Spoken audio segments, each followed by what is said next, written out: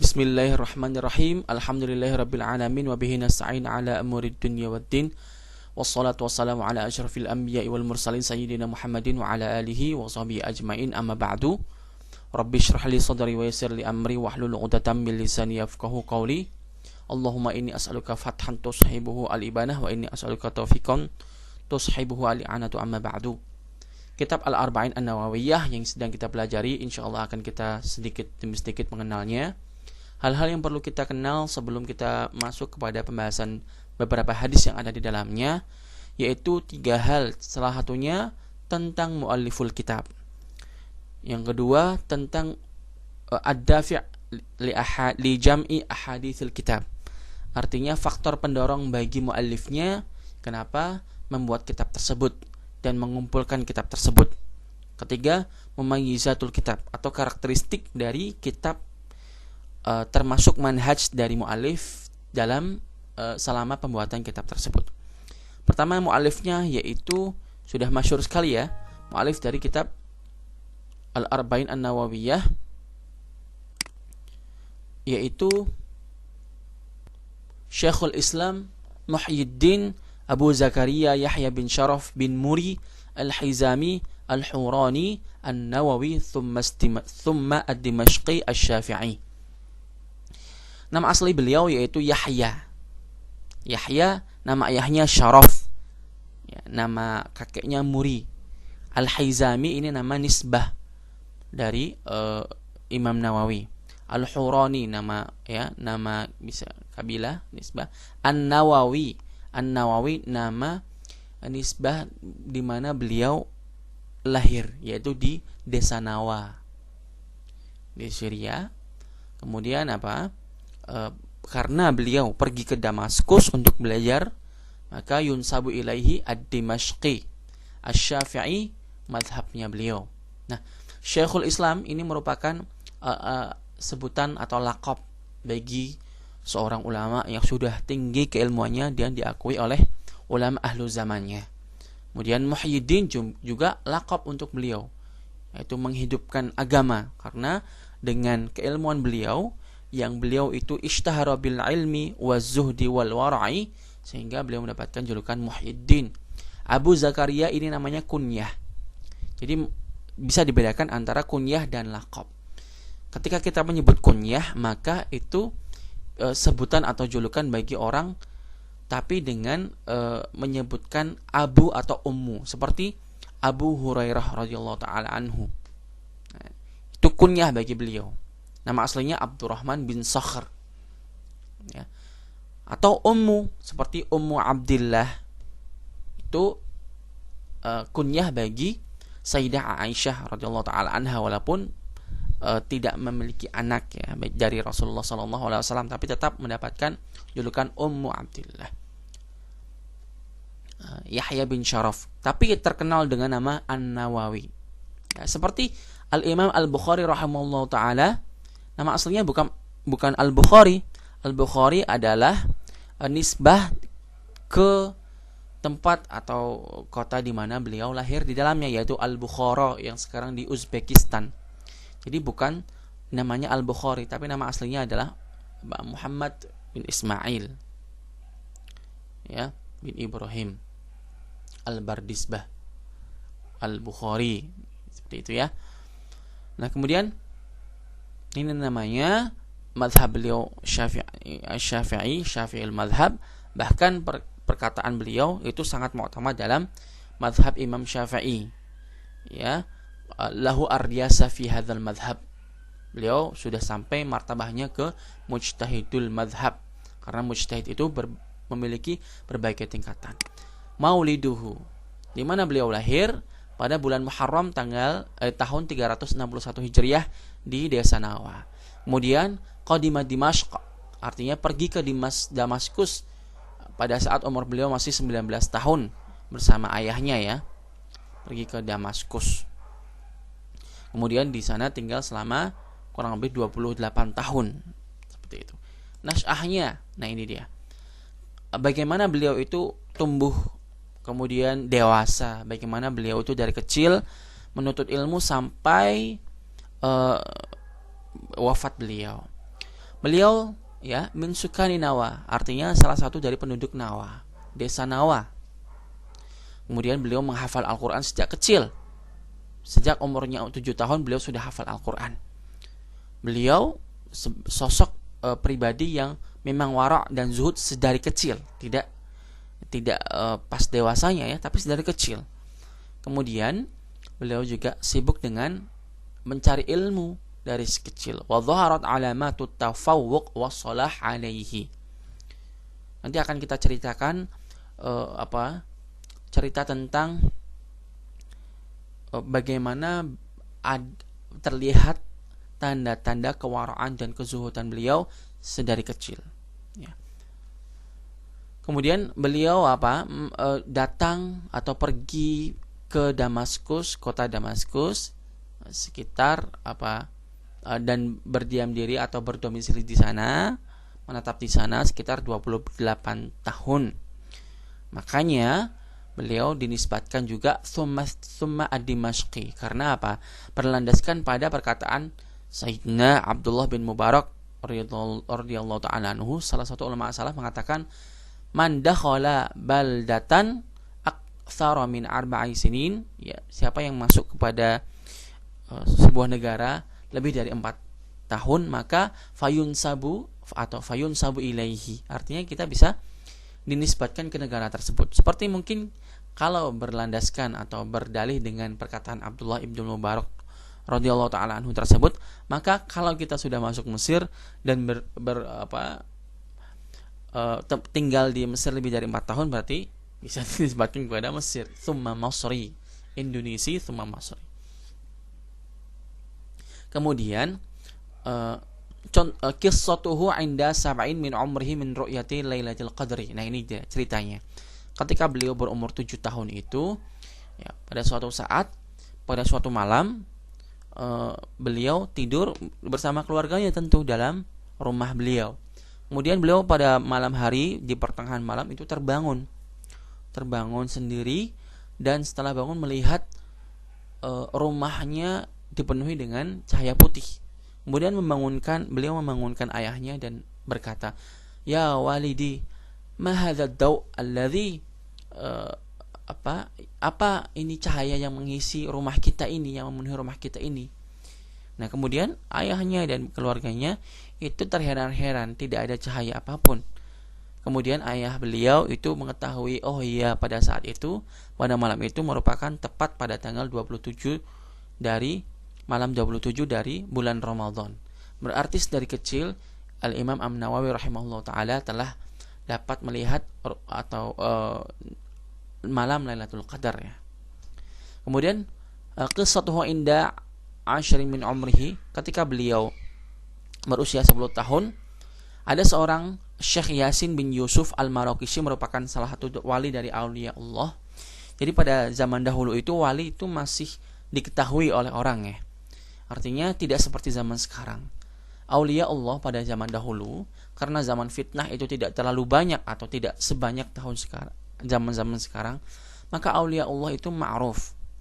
Sedangkan berbeda dengan zaman sekarang, zaman fitnah, sehingga abwabu aulia Allah itu mughlaqah, artinya tertutup.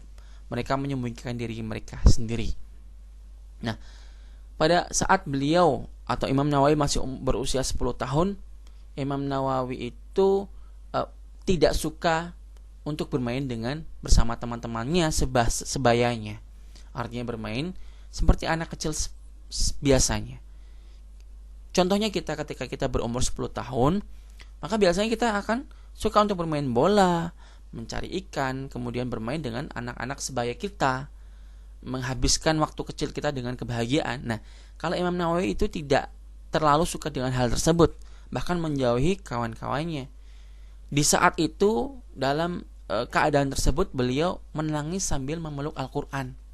Nah, ketika dalam keadaan tersebut, seorang syekh yang bernama Yasin bin Yusuf Al-Maraqisi ini melihat tanda-tanda yang tidak biasa dalam diri Imam Nawawi. Ya. Kemudian beliau pada saat itu, pada usia 10 tahun, beliau disibukkan dengan menjaga toko jual beli Al-Quran. oleh ayahnya. Beliau disuruh oleh ayahnya. Ya kan? Kemudian saat itu beliau atau Syekh Yasin bin Yusuf Al-Marrakeshi tersebut telah melihat tanda-tanda yang luar biasa dalam diri Imam Nawawi. Kemudian waqa'a fi qalbihi mahabbatuhu. Ya. Kemudian Syekh Yasin ini mendatangi guru atau syekh beliau yang mengajarkan beliau Al-Qur'an, membaca Quran. Ya. Kemudian berkata, anak ini itu nanti insya Allah akan menjadi a'lamu ahli zamanihi wa azhaduhum, kata beliau ini. Kemudian ditanya kan, wa yantafi'un nas bihi. Kemudian ditanya, amunajjimun anta, apakah kamu itu seorang paranormal, artinya seorang orang yang dapat menebak-nebak saja, seperti dukun, seperti itu. Kemudian jawab Syekh Yasin, tidak, aku adalah beliau berkata, tidak, Allah telah memberitahu sesuatu yang akan terjadi nanti kepadaku. Nah, seperti itu. Kemudian setelah dikasih tahu ke mukri Imam Nawawi itu, kemudian ayah beliau atau ayah Imam Nawawi mulai menjadikan beliau supaya fokus kepada belajar saja, sehingga setiap hari itu beliau belajar 12 mata ilmu atau disiplin ilmu ke 12 syekh yang berbeda. Itu dia. Ya. Kemudian pada saat beliau menginjak umur 19 tahun, beliau dengan ayahnya itu pergi menuju kota Damaskus pada tahun 649. Kemudian tinggal di Al-Madrasah Ar-Rawahiyah, dan di situ beliau sendiri mengatakan ada sebuah peristiwa yang tidak biasa. Ya, dan itu bisa dibaca di kitab khususnya di syarah Al-Arba'in An-Nawawiyah karya Imam Asy-Syabrakhiti, ya, yang tidak bisa saya jelaskan di sini.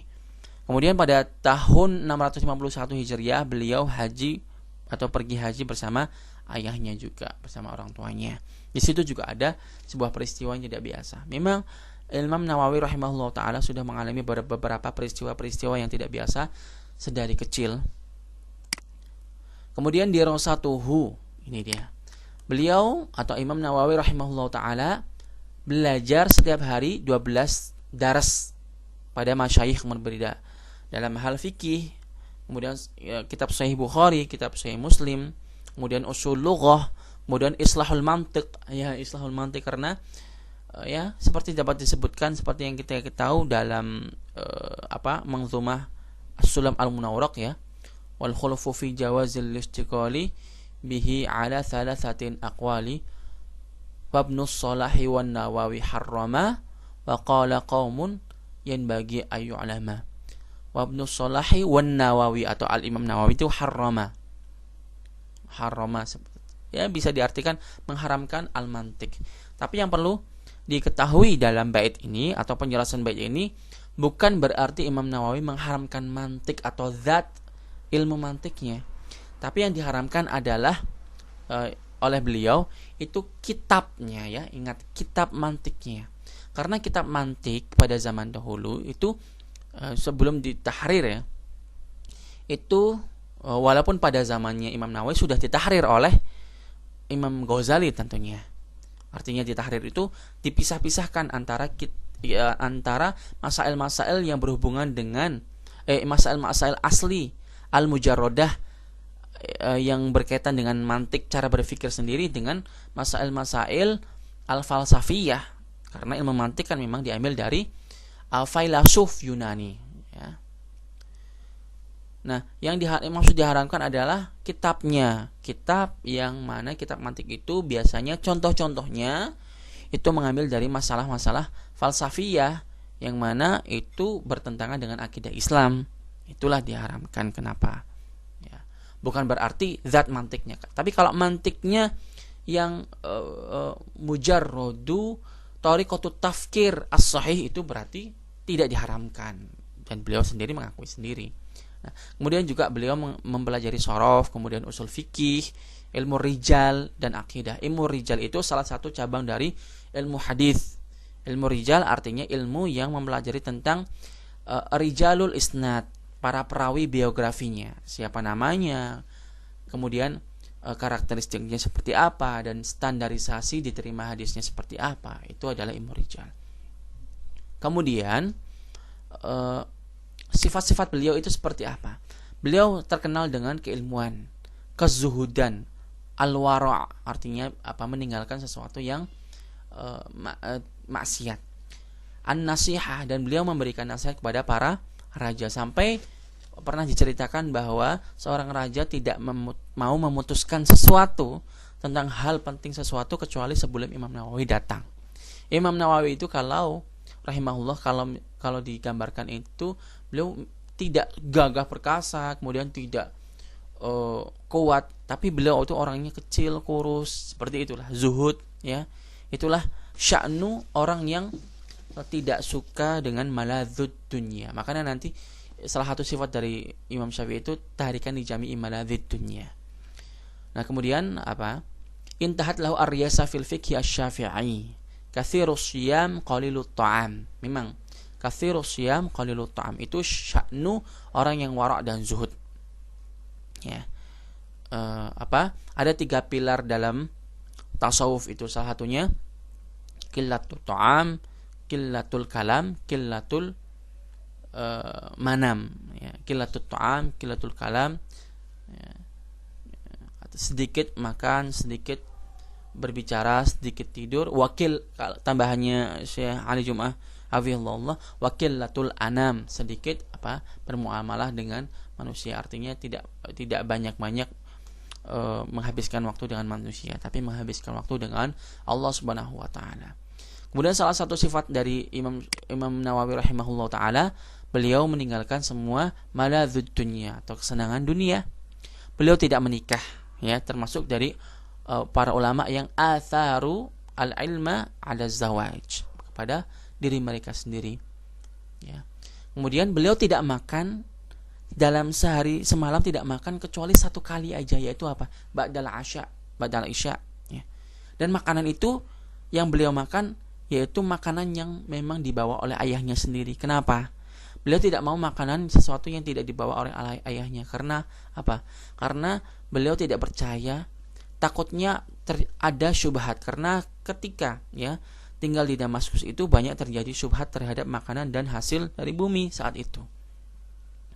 Maka dari itu beliau hanya mempercayai apa yang dibawa ayahnya, karena ayahnya memang seorang yang amanah, sesuatu yang didapatkan dari halal. Maka beliau sangat warok sampai seperti itu, dan tidak minum kecuali 1 kali minum dalam sehari semalam, yaitu di waktu sahur. Luar biasa, ya. Kemudian tidak makan buah-buahan dari kota Damaskus karena terdapat syubhat. Amalan-amalan beliau salah satunya yaitu beliau min akabir ulama al-madhhab asy-Syafi'i. Betul. Kenapa? Karena perkataan yang paling mu'tamad pertama kali itu salah satunya adalah perkataan atau madhab, perkataannya Imam Syafi'i, kemudian Imam Ar-Rafi'i. Jika Imam Syafi'i dan Imam Rafi'i rahimahumallahu taala, perkataan mereka keduanya sangat mu'tamad, nomor 1 di dalam madhab Imam Syafi'i. Jika mereka berikhtilaf pun, maka perkataan Imam Nawawi yang diutamakan. Tawalla masyikhata dari al-hadis bi Dimashq. Ya. Kemudian kitab-kitabnya yang paling muhim, yang salah satu kitab-kitab yang penting bagi beliau yaitu Al-Arba'in An-Nawawiyah, kitab yang berisi 42 hadis. Nanti kita akan pelajari kenapa beliau itu mengumpulkan 42 hadis, ya. Karena apa istilahnya, apa istimewanya dengan Al-Arba'un ini? Memang, ya, kita sering mendengar 40 memang sangat istimewa sekali 40. Kenapa? Salah satunya 40 pada usia 40 tahun Rasulullah sallallahu alaihi wasallam diangkat sebagai nabi atau awalu bi'atsah. Kenapa? Salah satunya alasannya karena rajuliyatu atau kamalu rajuliyati syakhs itu terdapat pada ketika seseorang menginjak umurnya 40. Itu sudah sempurna kerojuliyah, kelalakiannya seseorang laki-laki. Kemudian 40 juga 40 hari di mana Nabi Musa alaihissalam itu dipanggil oleh Allah SWT di Tur Sina, ya. Dan lain sebagainya, itu memiliki sebuah makna yang tersirat. Kemudian kitabnya Al-Irsyad fi Usulil Hadis yang kemudian nanti di khulasah lagi menjadi At-Taqrib, ya, khulasah dari Irsyad di Mustalahul Hadis, kemudian yang nanti akan disyarah oleh Imam As-Suyuti rahimahullah bernama At-Tadrib, atau yang terkenal dengan Tadribur Rawi bi Syarhi Taqrib Al-Imam An-Nawawi, itu dia. Kemudian syarah beliau Sahih Muslim, dan kata Maulana Syekh Usamah Said Al-Azhari hafizallahu taala mengatakan bahwasanya syarah Sahih Muslim itu kan banyak, tapi afdalu syuruh Sahih Muslim alal itlaq itu adalah syarahnya Imam Nawawi rahimahullahu taala. Ya.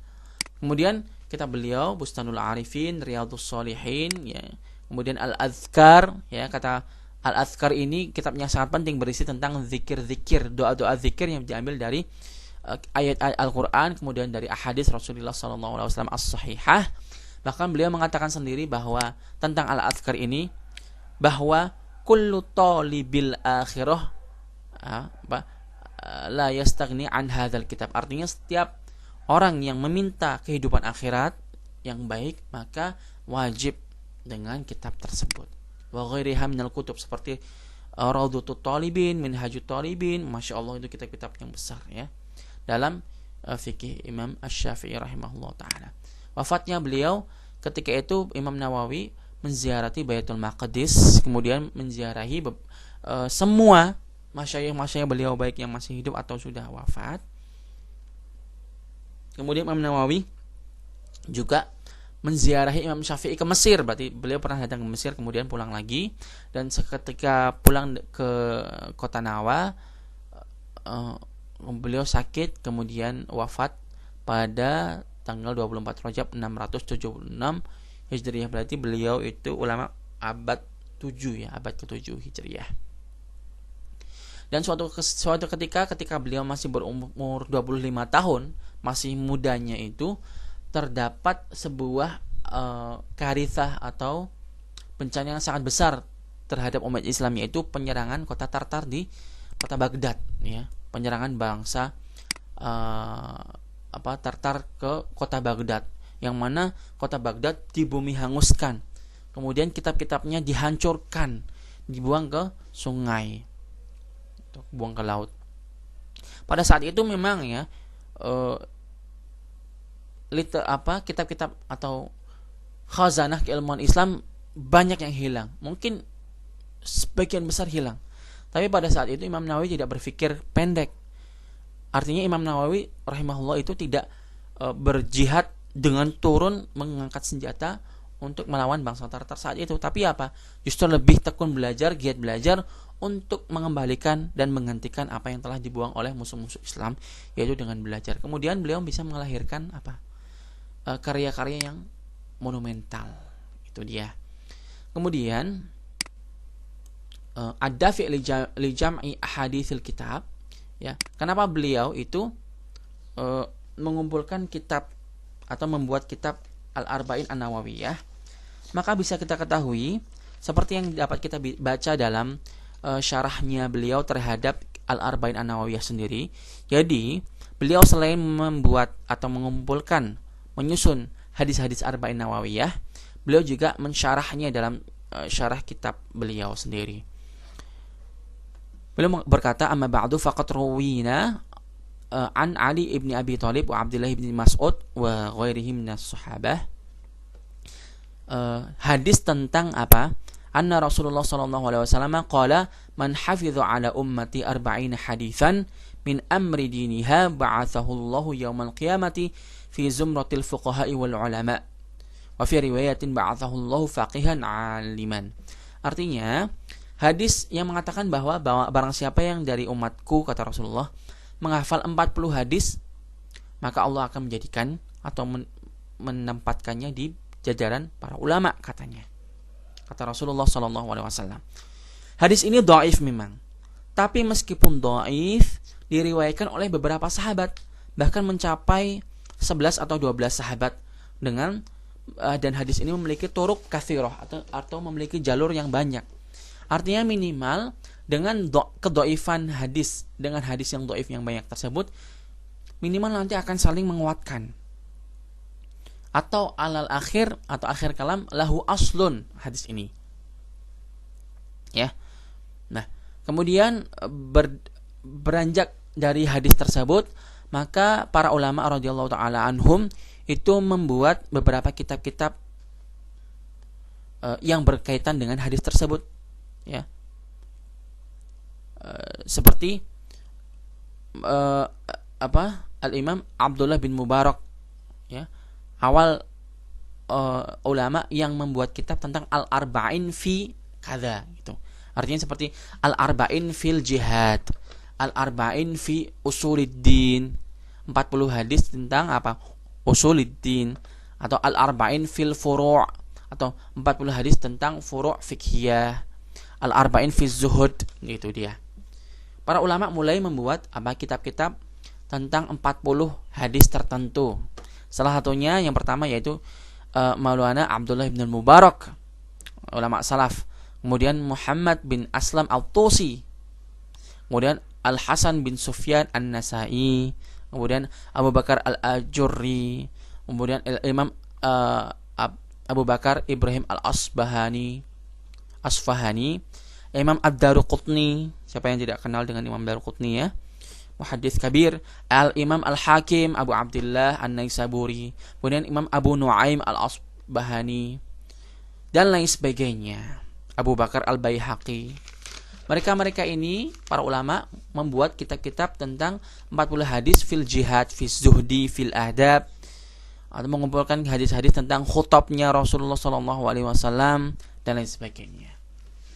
Semua itu adalah ulama-ulama yang mendahului para Imam Nawawi rahimahullah taala. Kemudian beliau berpikir bagaimana apa yang akan aku kumpulkan, kata beliau, ya. Kemudian beliau istikharah kepada Allah Subhanahu wa taala. Kemudian beliau memutuskan untuk mengumpulkan 40 hadis mengikuti jejak para ulama-ulama tadi. Ya. Para ulama memang sudah bersepakat tentang jawazul amal bil haditsi dhaif fi fadhailil a'mal. Seperti yang kita ketahui dalam maddah usulul hadis bahwa memang, ya, mengamalkan hadis dhaif itu boleh dengan beberapa syarat. Salah satunya adalah mengamalkan dengan syarat hadis itu dalam ranah fadhailul a'mal. Kemudian dengan syarat tidak syadidud dha'fi. Kemudian harus mundarij tahta aslin 'am, ya. Kemudian alla ya'taqid indal amal thubutuhu, alla ya'taqid thubutahu ila akhir dzalika min syurut al-amal bil hadits dhaif. Tapi walaupun boleh beramal dengan hadis dhaif, kata beliau, wa ma'a hadza falaysa i'timadi ala hadzal hadis. Saya tidak beriktimad dengan hadis tersebut, tapi saya lebih beriktimad kepada hadis-hadis yang sahih yang berkata liyuballigh asy-syahid minkumul ghaib, kata hadis tersebut, ya. Wa qaulu sallallahu alaihi wasallam naddarallahu ra'an sami'a maqalati fa'addaha kama sami'aha. Artinya beliau lebih beriktimad terhadap hadis ini, hadis Rasulullah yang sahih tersebut, untuk menyampaikan sesuatu kepada orang yang tidak tahu. Setelah itu beliau berazam untuk mengumpulkan 40 hadis yang mencakup 40 dalam mu'alafat sebelumnya, mencakup 40 fil usuluddin, mencakup 40 fil furu', fil khutab, fil adab, fil jihad, dan lain sebagainya. Kemudian beliau mengumpulkan hadis ini, mengfilter dari sekian ratus hadis, sekian ribu hadis, ya. Dari 9.000 hadis difilter lagi menjadi 4.000 hadis, difilter lagi menjadi 42 hadis. Dan hadis-hadis ini, pilihan ini yang ada dalam kitab ini, setiap hadisnya, ya, merupakan qaidah azimah min qawaididdin. Itu dia. Bahkan, ya, para ulama mensifati hadis-hadis tersebut itu yang ada di dalam Al-Arba'in Nawawi ini merupakan nisful Islam au thuluthuhu. Itu dia. Berarti hadis-hadis yang ada pada Al-Arba'in An-Nawawiyah ini, kitab tersebut merupakan setiap dari hadisnya itu hadis yang azimul faidah, azimul qadri, kaidah. Makanya wajib dihafal bagi para pemula talibul ilmi. Kemudian manhaj atau mumayyizat dari kitab Al-Arba'in Nawawi sendiri, Imam Nawawi itu mengharuskan atau iltizam hadis-hadis yang disebutkan di dalam kitab tersebut itu harus sahih atau mu'adzamuha, sebagian besarnya dikeluarkan atau ditulis atau didapati di dalam kitab Sahih Muslim atau Sahih Bukhari rahimahumullahu taala.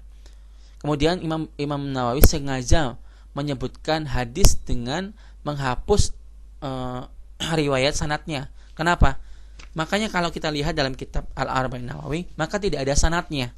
Sanad ke Imam Bukhari atau Imam Muslim atau Imam Nasai atau Imam Tirmizi. Kenapa? Karena kalau ada sanadnya itu akan sulit untuk dihafal. Sehingga ketika dihapus sanadnya itu agar mudah dihafal. Bisa hanya disebutkan satu rawi saja, yaitu Ar-Rawil A'la. Siapa itu Rawil A'la? Ar-Rawi A'la yaitu ar-rawi yang mengambil hadis langsung dari Rasulullah Shallallahu Alaihi Wasallam. Kemudian selain dihapus sanad-sanadnya, Imam Nawawi juga mentadbit lafaz-lafaznya, disyakal, ditashkil agar mudah dibaca bagi orang yang ajam yang tidak tahu membaca Arab gundul. Kemudian Imam Nawawi juga berkata terhadap tentang kitabnya ini, yan bagi likulli raghibin fil akhirah ay ya'rifa hadhil ahadits lima ishtamalat alaihi minal muhimmat. Begitulah tentang muqaddimatul kitab dari kitab Al-Arba'in An-Nawawiyah karya Imam Nawawi rahimahullah taala. Perlu dibedakan ya antara muqaddimatul kitab dan muqaddimatul ilmi. Muqaddimatul ilmi sudah kita ketahui sebelumnya bahwa muqaddimatul ilmi itu al-mabadi al-'asharah an ayyi fannin min al-funun. Mabadi 'asyarah itu muqaddimatul ilmi.